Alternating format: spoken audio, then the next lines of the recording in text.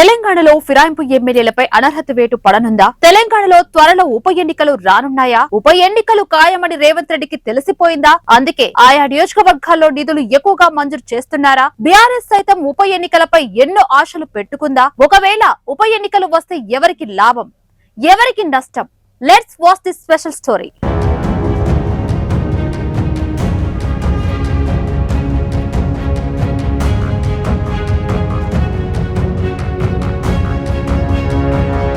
BRS నుంచి 10 మంది ఎమ్మెల్యేలు అధికార కాంగ్రెస్ పార్టీలోకి వెళ్లిన సంగతి తెలిసిందే. దీంతో ఫిరాయింపు ఎమ్మెల్యేలపై అనర్హత వేటు వేయాలని బీఆర్ఎస్ హైకోర్టును ఆశ్రయించింది. ఎమ్మెల్యేల అనర్హతపై స్పీకర్ కే అధికారాలు ఉంటాయని, అయితే త్వరగా నిర్ణయం తీసుకోవాలని మాత్రమే మేము సూచించగలమని హైకోర్టు తెలిపింది. దీంతో బీఆర్ఎస్ సుప్రీంకోర్టు తలుపు తట్టింది. ఈ క్రమంలో సుప్రీంకోర్టు రేపు ఈ నెల 23వ తేదీన తన తీర్పు వెలువరించనుంది. ఇప్పటికే దీనిపై పలుమార్లు విచారించిన సుప్రీంకోర్టు ఈసారి ఏదో ఒకటి తేల్చి చెప్పడం ఖాయమని రాజకీయ వర్గాల్లో చర్చ నడుస్తోంది. ఒకవేళ ఫిరాయింపు ఎమ్మెల్యేలపై అనర్హత వేటు వేస్తే ఉప ఎన్నిక రావడం తప్పనిసరి. దీనిని ముందుగానే సీఎం రేవంత్ రెడ్డి గ్రహించారని, అందుకే ఆ 10 నియోజకవర్గాలకు నిధులు అత్యధికంగా కేటాయిస్తున్నారని వార్తలొస్తున్నాయి. ఆ 10 నియోజకవర్గాల ఎమ్మెల్యేలతో మీ నియోజకవర్గంలో ఏమైనా అభివృద్ధి పనులు పెండింగ్ ఉంటే చేసేయండని, దానికి నిధులు ఎంత కావాలన్నా మంజూరు చేస్తానంటూ చెబుతున్నట్లు వార్తలొస్తున్నాయి. ఈ క్రమంలో తెలంగాణలో ఉప ఎన్నికలు వచ్చేస్తున్నాయని బీఆర్ఎస్ కూడా తెగ ప్రచారం చేస్తుంది. బీఆర్ఎస్ టికెట్ పై గెలిచి అధికారిక కాంగ్రెస్ పార్టీలో చేరిన 10 మంది ఎమ్మెల్యేలను అనర్హులుగా ప్రకటించాలని కోరుతూ బీఆర్ఎస్ ఈ ఏడాది ఆరంభంలో సుప్రీంకోర్టులో పిటిషన్ దాఖలు చేసింది. అప్పటి నుంచి రాష్ట్రంలో ఆ 10 స్థానాలకు ఉప ఎన్నికలు తప్పవని చర్చ గట్టిగా వినిపిస్తోంది. అయితే అదే సమయంలో 10 మంది ఎమ్మెల్యేలను అనర్హులుగా ప్రకటించకపోవచ్చని ఖైరతాబాద్ ఎమ్మెల్యేగా దానం నాగేందర్, స్టేషన్ గణాపూర్ ఎమ్మెల్యే కడియం శ్రీహరి మీద మాత్రమే అనర్హత వేటు పడుతుందని, మిగిలిన 8 మంది పైన వేటు పడకపోవచ్చని రాజకీయ పరిశీలకులు అంటున్నారు. అయితే సుప్రీంకోర్టులో ఈ కేసుపై విచారణ సందర్భంగా సుప్రీంకోర్టు ధర్మాసనం కొన్ని వ్యాఖ్యలు చేసింది. ముఖ్యంగా పార్టీ ఫిరాయించిన ఎమ్మెల్యేలను అనర్హులుగా ప్రకటించే విషయంలో స్పీకర్ నిర్ణయం తీసుకోవడంలో ఎందుకు జాప్యం జరుగుతోందని ఆగ్రహం వ్యక్తం చేసింది.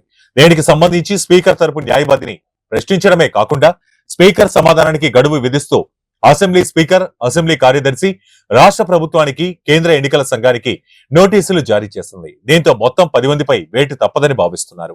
ఫిరాయించిన 10 మంది ఎమ్మెల్యేలో కొంతమంది ఇంకా పూర్తి స్థాయిలో కాంగ్రెస్ పార్టీ కార్యక్రమంలో పాల్గొనడం లేదు. గద్వాల్, పటాన్ చెరువు ఎమ్మెల్యేలు ఇంకా సందిగ్ధంలో ఉన్నారు. వాళ్ళ కార్యాలయాల్లో కేసీఆర్ ఫోటోలు ఇంకా అలానే ఉన్నాయి. కాంగ్రెస్ శ్రేణులతో మమేకం కాలేకపోతున్నారు. అయితే బీజేపీ, బీఆర్ఎస్ నాయకులు ఉప ఎన్నికలు అనివార్యమనే నిర్ణయానికి వచ్చారు. ఉప ఎన్నికలకు సిద్ధమంటున్నారు.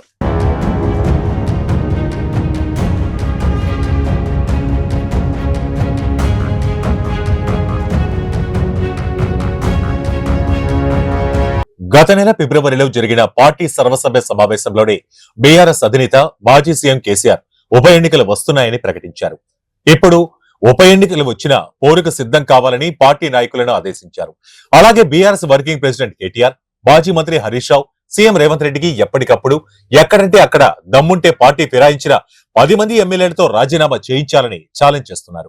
అంతేకాకుండా వారిని కాంగ్రెస్ టికెట్ పై గెలిపించుకోవాలని సవాల్ విసురుతున్నారు. మరోవైపు బీజేపీ నేతలు కూడా ఉప ఎన్నికలు అనివార్యమని ఎప్పటికప్పుడు జోస్యం చూపుతున్నారు. గెలుపు ధీమా వ్యక్తం చేస్తున్నారు. ముఖ్యంగా ఇటీవల జరిగిన ఉపాధ్యాయ, పట్టభద్రుల ఎమ్మెల్సీ ఎన్నికల్లో అనూహ్య విజయం సాధించిన కమలదళం నేతలు ఉప ఎన్నికలు వస్తే విజయం తమదే అన్న విశ్వాసంతో ఉన్నారు. బండి సంజయ్ అయితే 10 మావే అని ధీమా వ్యక్తం చేశారు. పైగా తెలంగాణ రాజకీయ పరిణామాలపై బీజేపీ జాతీయ నాయకత్వం ప్రత్యేక శ్రద్ధతో గమనిస్తోంది. 10 నియోజకవర్గాల్లో పరిస్థితిని అధ్యయనం చేసేందుకు ఇప్పటికే ప్రత్యేక బృందాలను సిద్ధం చేసిందని పార్టీ వర్గాలు చెబుతున్నాయి. ప్రస్తుతం అనేక తీవ్ర ఒత్తిడి ఎదుర్కొంటున్న సీఎం రేవంత్ రెడ్డి ఒకవేళ ఉప ఎన్నికలు అనివార్యమైతే తన సత్తా చాటడం కోసం వ్యూహాలు పన్నుతున్నట్లు తెలుస్తోంది. ఉప ఎన్నికల్లో విజయం సాధించి పార్టీలోని అంతర్గత ప్రత్యర్థులతో పాటు ప్రతిపక్షాలకు సైతం సరైన సమాధానం ఇవ్వాలని భావిస్తున్నట్టు తెలుస్తోంది. మరోవైపు సుప్రీంకోర్టు తీర్పుతో సంబంధం లేకుండా పార్టీ ఫిరాయించిన ఎమ్మెల్యేలను కొందరితో రాజీనామా చేయించి ఉప ఎన్నికలకు వెళ్లాలనే ఆలోచనలో సీఎం ఉన్నారని పార్టీ వర్గాల్లో ప్రచారం జరుగుతోంది. అందులో భాగంగానే ఎటు అనర్హత వేటు తప్పదని నిర్ణయానికి వచ్చిన మాజీ మంత్రి కడియం శ్రీహరి, దానం నాగేందర్ చేత రాజీనామా చేయించే యోచనలో ఉన్నట్టు తెలుస్తోంది. పైగా తాజాగా బీసీ రిజర్వేషన్, ఎస్సీ వర్గీకరణ అంశాలు తమకు కలిసొస్తాయని భావిస్తున్నట్టు తెలుస్తోంది. అందుకే సీఎం రేవంత్ రెడ్డి ఇటీవల స్టేషన్ గణాపూర్ నియోజకవర్గంలో భారీ బహిరంగ సభ పెట్టినట్లు ఆ పార్టీ వర్గాలు చెబుతున్నాయి. స్టేషన్ గణపూర్ లో ప్రజాపాలన ప్రగతి బాట పేరిట సభ నిర్వహించారు. ఈ సభ బహిరంగ సభ ఎన్నికల సభను తలపింపజేసిందని రాజకీయ విశ్లేషకులు అంటున్నారు. అంత పెద్ద ఎత్తున జన సమీకరణ జరిగింది. మరోవైపు ఈ నియోజకవర్గానికి 800 కోట్ల రూపాయలు అభివృద్ధి పనులకు శంకుస్థాపన చేశారు. 1000 కోట్ల రూపాయల మేర అభివృద్ధి పనులకు రేవంత్ తల ఊపడం ఉప ఎన్నికలు వస్తున్నాయనే సంకేతం ఇచ్చినట్లే అంటున్నారు రాజకీయ పరిశీలకులు. అంతేకాకుండా బడ్జెట్ సమావేశాల్లో ఈ 10 అధిక ప్రాధాన్యత ఇచ్చినట్టు తెలుస్తోంది.